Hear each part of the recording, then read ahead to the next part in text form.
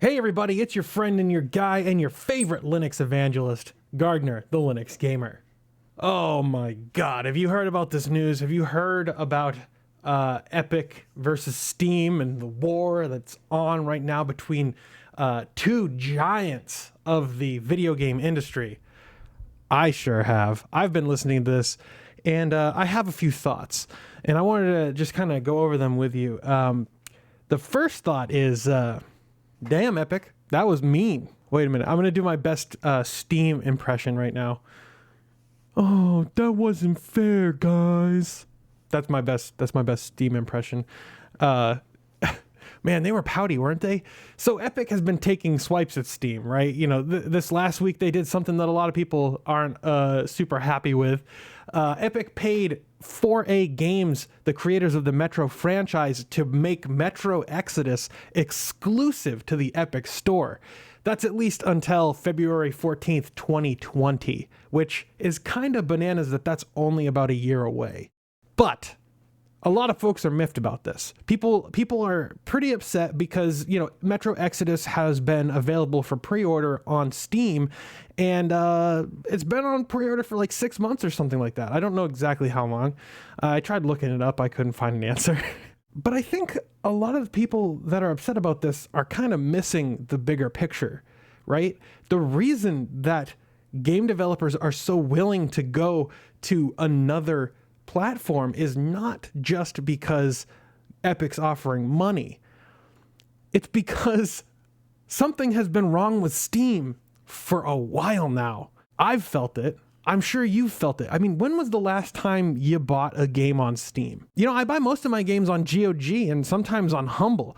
I almost never buy a game directly through Steam anymore.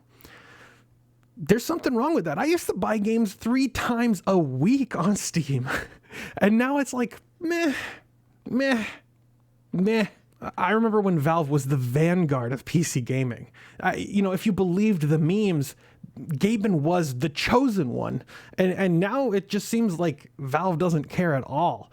Valve have been downright dismissive of valid criticism of their business model and insisting on allowing literally anyone with $100 peddle bucket loads of crap onto the Steam store.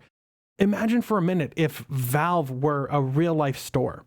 Back when Steam was good, you could walk into the store and you'd see all the first-person shooters over here, all the puzzle platformers over there, and you could walk up to the shelf, see all the games that they had on display, and pick one up and buy it. And they also would have like incredibly awesome deals and sales galore. Okay, so that was the golden era of Steam. Can't always be the golden era, right? But Valve are the people who killed the golden era. Gaben and his team basically went to the local preschool and encouraged every random toddler to put their macaroni art on sale. And Valve proudly put the macaroni art on the shelf right next to all the AAA and the quality indie titles that Valve was selling at the time. And they were proud to do it.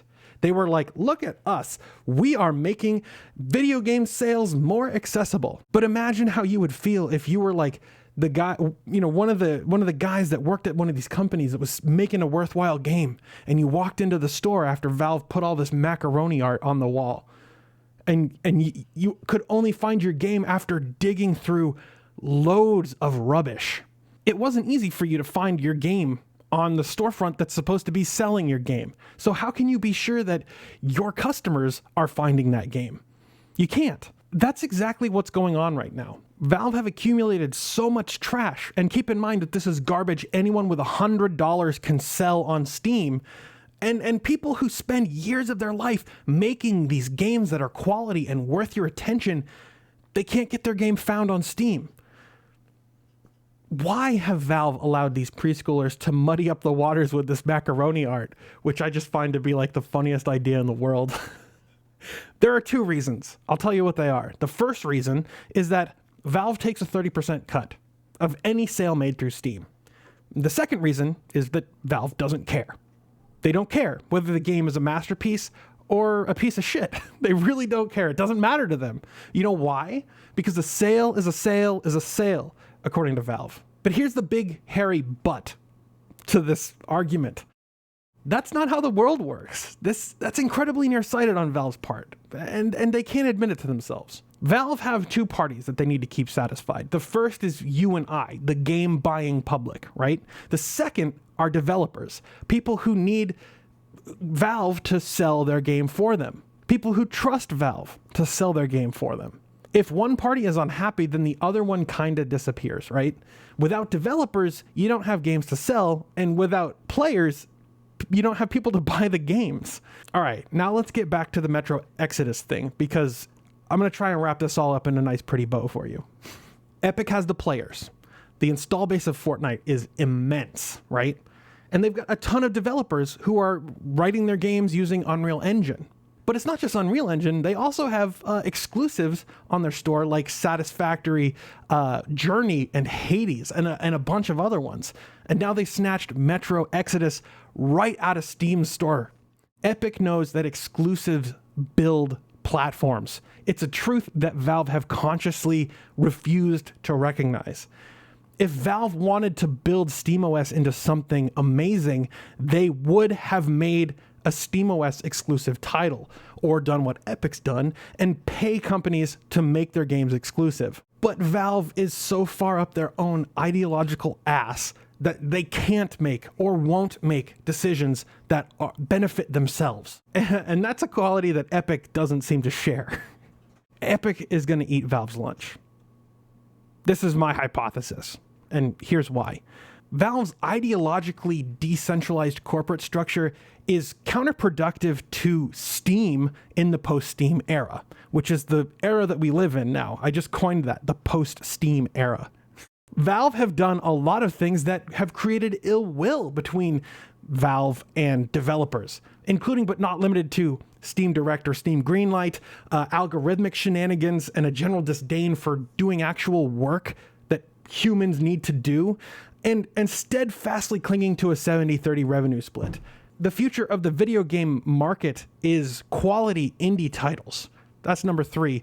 Number 4, I believe the AAA market is a festering, ingrown toenail that'll collapse in upon itself in short order.